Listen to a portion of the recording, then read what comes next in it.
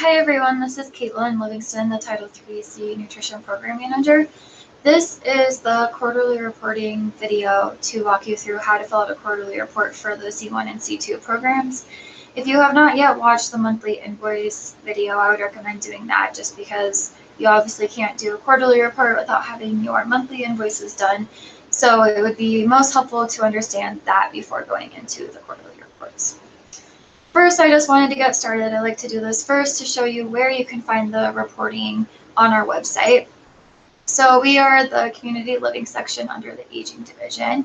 If you go to provider resources tab, you will find another tab for financial reports.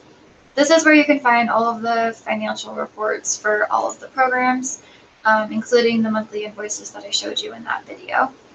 So here you'll see the C1 and C2 quarterly financial reports. These are the most recent fiscal year, and that's where you can always find the most updated reports. You'll click on it and it will download. I already have mine downloaded here. So we will go ahead and get started.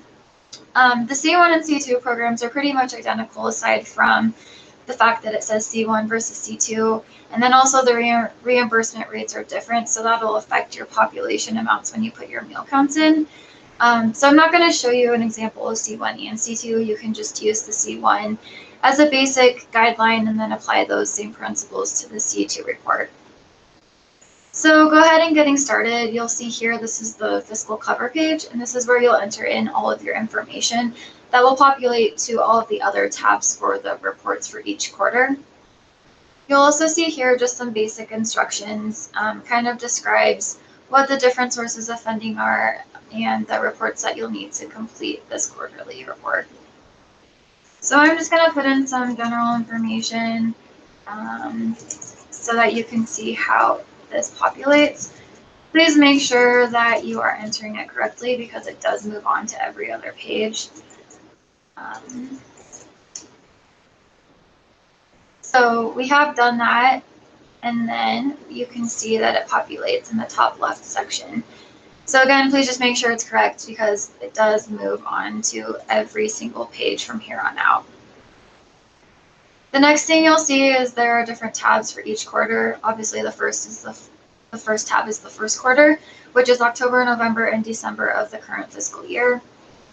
You'll also see the due date. It's always due on the 15th of each quarter, so the first quarter is January 15th. And then here, there's just a note that you need to make sure that you're including your SAMS reports, the year to date and the quarter with the nutrition education units and also the meal counts on there. Two other reports that you'll also need are the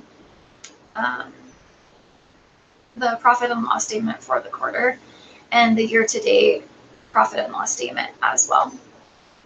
So once you have those reports, then you can start compiling your information down in the expenditures and adjustments this quarter. You'll see here that this is blacked out, and that's because it's the first quarter, so we don't have a previous quarter to go off of. But in the future quarters, you'll have these numbers on the side will populate to the next quarter. So I'm just going to put in some example numbers so you can see what that looks like.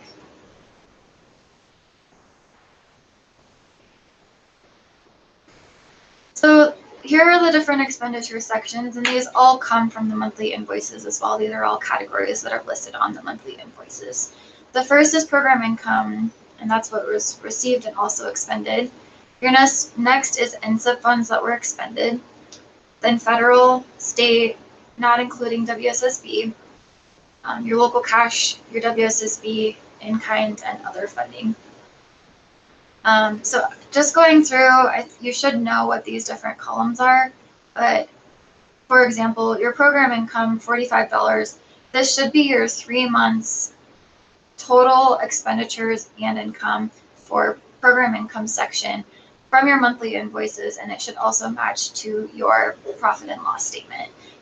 Please triple check, double check, whatever check you have to make sure that your program income matches the 3 months totals from your invoices of October, November, December, and it also matches your profit and loss statement for program income received. The next section is NSIP funds, and this is what was expended, not received. So again, your profit and loss statement should have some type of column or line item of NSIP funds expended, and that needs to match to your 3-month invoices and your profit and loss statement. The federal funds and state funds expended are the exact same as NSIP. It's what you have reported on the monthly invoices as federal and state expended. Your federal and state expended do not need to match to your income on your profit and loss statement. I know what I've paid you. I'm looking solely at your expenses for all of those 3 months combined. Local cash, again, it is the 3 months total based on your monthly invoices. Again, this does not need to match to the income on your profit and loss statement. And it shouldn't necessarily, because just because you've received $20,000 for an entire quarter doesn't mean that you have to expend it all. You can have that money and use it as needed. I'm solely just looking at how you're making up the difference of those meals if you're using local cash. WSSB is the exact same as described as local cash. Make sure that you have that allocated correctly and you are adding up your 3 months for WSSB as well. If in-kind is applicable for you, this is where you'll put that. Since in-kind does not have a dollar value, you might need to add it to your total expenses on the profit and loss statement. It's really helpful for me if you go ahead and do that yourself, but your in-kind should not be included as an expense on your profit and loss statement because it does not have a dollar value. If you have questions about that, feel free to call me and I can talk you through that. I know in-kind can be kind of tricky for some people. It's tricky for me too. But just know that if your total expenses don't match up to the monthly invoices, it might be because of that in-kind value. So if you go ahead and add that in, it's really helpful for me. Your other funds expended, these are non-matching just like in-kind as well. Just make sure that your 3 months, again, match to your quarterly report. You'll see here that it populates your total expenditures, so you don't have to worry about that.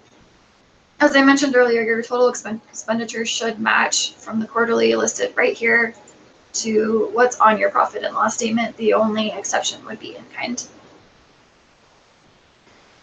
So also this year, something new that I've done is putting nutrition education units for the quarter and the year to date on the quarterly report. So please make sure that your SAMS reports include nutrition education for the quarter and also the meals for the quarter.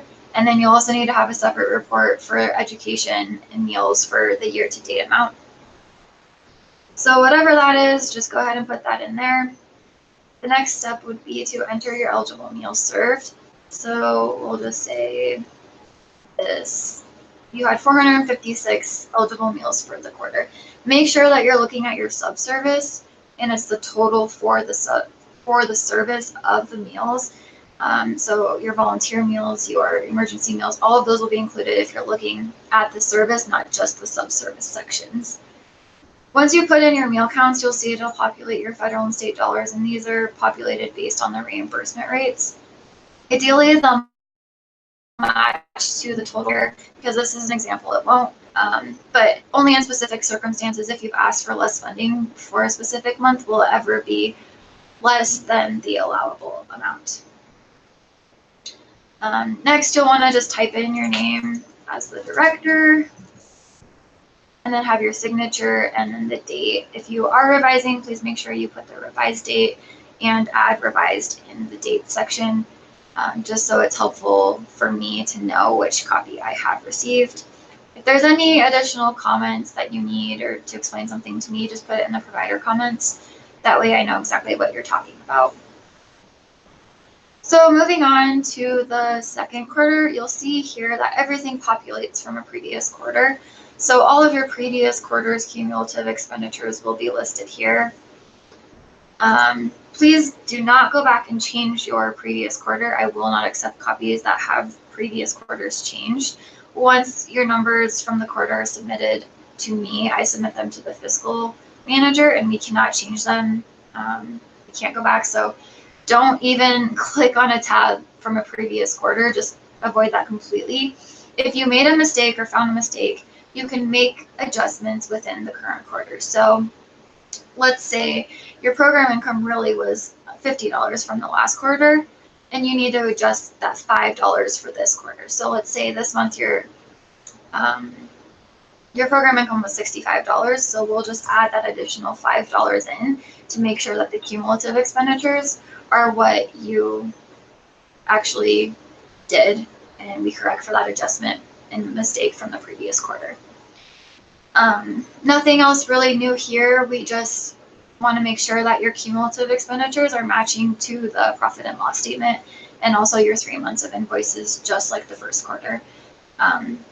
Again, any type of adjustments you need to make, do it in the current quarter. Do not go back and change your previous quarters. I do believe that is all I really have for the quarterly reports. Emphasis on matching to the profit and loss statement. I will call you if they're not correct. I will call you if the meal counts don't match the SAMS reports. Those are usually the biggest problems I see, so please just triple check that all of that information is accurate before you submit it. This year, something new is that we can now accept quarterly reports via email. So if you want to submit your reports to me to review them before you submit them to the WDH payments email, I'm more than willing to look them over. I know that there's a lot of information that goes into the quarterly reports, so if that's something you want me to do, I'm super happy to help you however I can. I think that's all I have with the quarterly report. If you have any other questions, again, please don't hesitate to contact me. Thanks, everyone.